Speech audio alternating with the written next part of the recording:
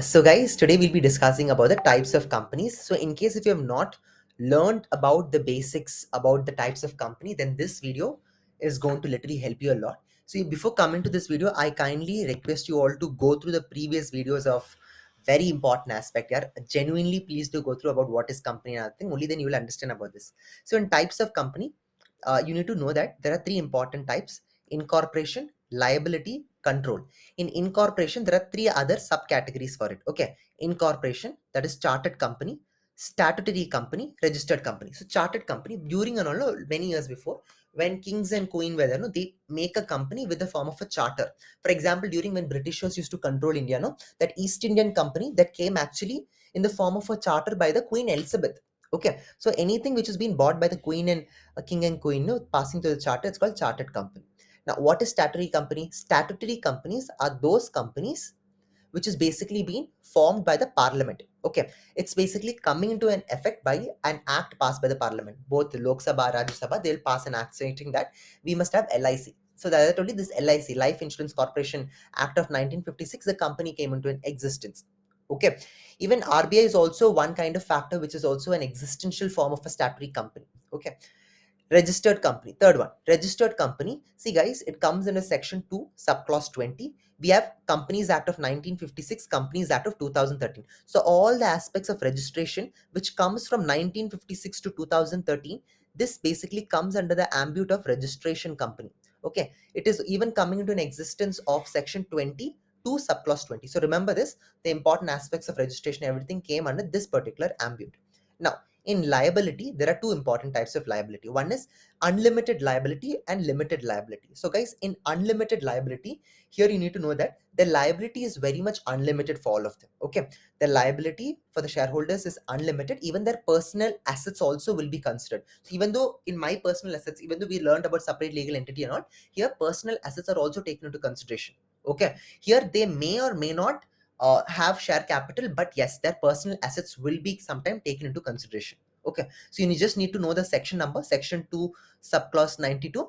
Subclause 92, it's an unlimited company, their liability is unlimited, personal assets is taken into consideration, and they may or may not have share capital. And in limited company, there are two kind of categories for it. One is limited by guarantee and limited by share capital. So what do you by limited company? In limited by guarantee means members fixed amount guarantee and only during the winding up of the company. I'll read this definition for you so that it'll be easy for you to understand. Okay, I'll yeah. Companies limited by guarantee. In some companies, the memorandum of association mentions amount of money that some members guarantees to pay. So some people who will, for example, I'm guaranteeing to pay that I'll pay 50 lakhs. So in the case of winding up, they will be liable only to pay the amount so guaranteed. The company and the creditors cannot compel them to pay any more money.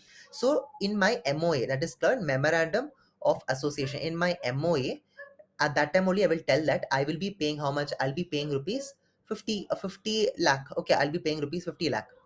Okay, I'm sorry about this handwriting. Yeah, about sorry about this 50 lakh. I'll be promising that I'll be paying how much. I'll be paying rupees 50 lakh. When I'm starting the company MOA itself, I'll mention it. And when am I supposed to pay? Only when the company winds up, and that is called as companies by limited by guarantee. Okay, that's it. Very simple as this. Understood. Now, next important aspect is unlimited company. What do you mean by unlimited companies? Unlimited company, I already explained to you. But along with the unlimited company, the next ambit we discussed was about limited company. Right? I'll show you the graph. Yes, so we are. So we discussed about unlimited company, limited by guarantee only during winding up I'm supposed to pay. It's even mentioned in my MOA, Memorandum of Association.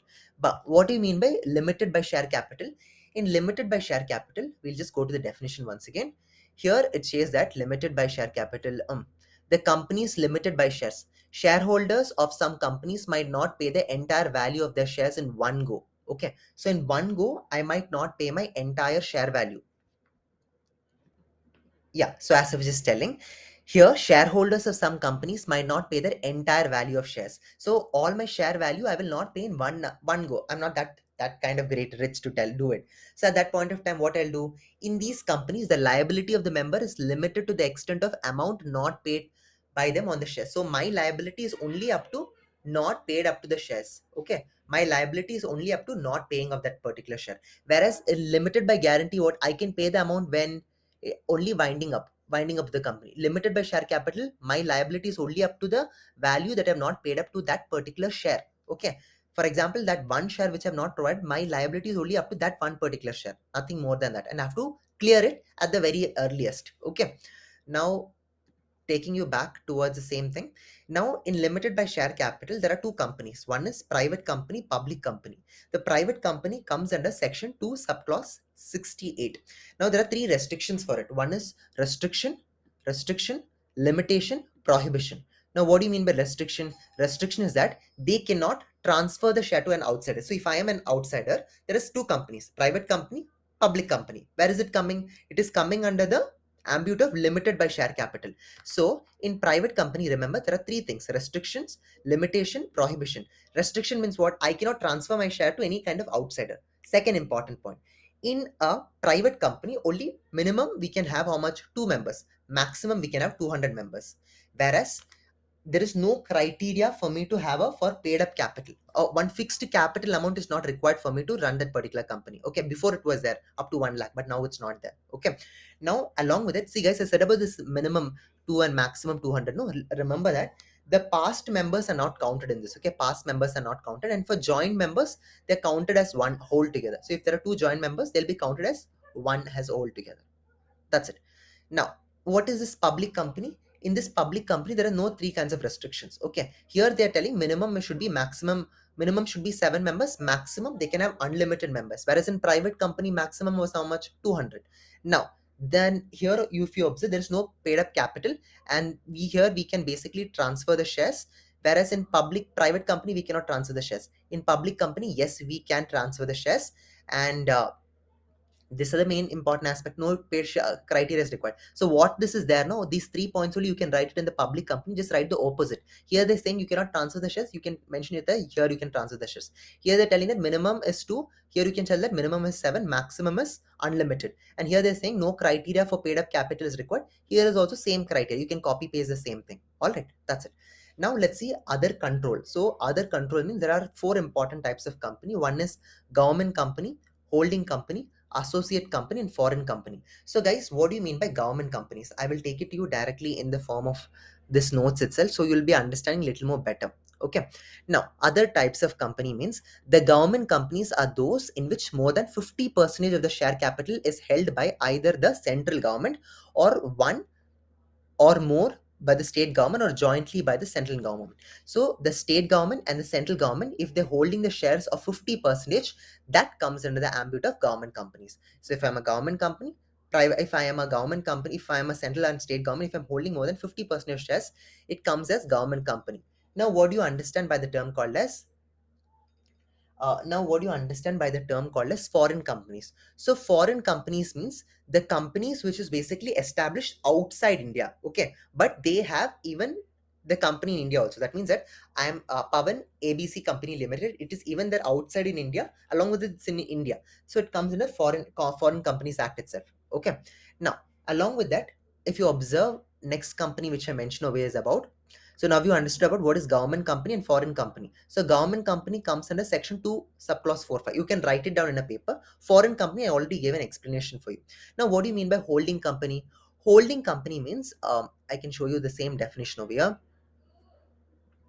Okay. So meanwhile, when it is, yeah, holding and subsidiary companies. So guys, very important for you to note. Okay. In some cases, a company shares might be held fully or partly by another company. So this is company A. Okay. This is company A and this is company B. Now this one company is holding complete shares of an other company. That is called as holding company. For example, I'm married to a girl. I'm having complete control over it. Similar way. Holding company is also same way. Okay. A company shares might be held fully or partly by another company. Here, the company owning these shares might become the holding or parent company.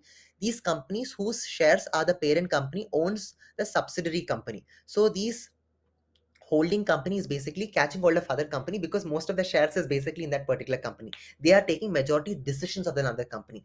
They are the parent company over there. They are even controlling in terms of board of directors decision. Everything is taken by them. Okay. Holding company exercise control over its subsidiary by dictating composition of the board of directors. Furthermore, the parent companies also exercise control by owning more than 50% of the subsidiary companies. So 50% when it is controlled, that's called holding company. Okay, I hope you understood some kind of clarity. And the company who shares the parent company owns become its subsidiary company. So if I am funding the other company, I become the holding company, and this side they become the subsidiary company. Okay. If Pawan is holding the company of Kamal, my name is Pawan. Okay. But if Pawan is holding the company of Kamal, I am becoming the holding company. Kamal becomes the subsidiary company for it. Now, what do you understand by the term called as associate companies? So, associate company means, yes, associate company means companies are those in which other companies have significant influence. So, guys, very important. Okay, significant influence amounts to the ownership of at least 20% of the shares associated company. So associate company means this is company X and this is company Y. This company X have 20% of the shares in other company. So this company Y becomes an associate company. Okay. Pawan's company, this is Kamal's company. Pawan is having 20% share over the Kamal's company. At this point of time, Kamal's company will be called as what? It will be called as associate company. That's it. Very simple as this. So guys, I hope you understood something rather than nothing. And that's all for today's video. If you do like it, please do like, share, and subscribe. And do let me know your views in the comments so that I'll be very happy to make more videos and even teach you all. Okay, take care. Goodbye. Wish you all the best. Good luck.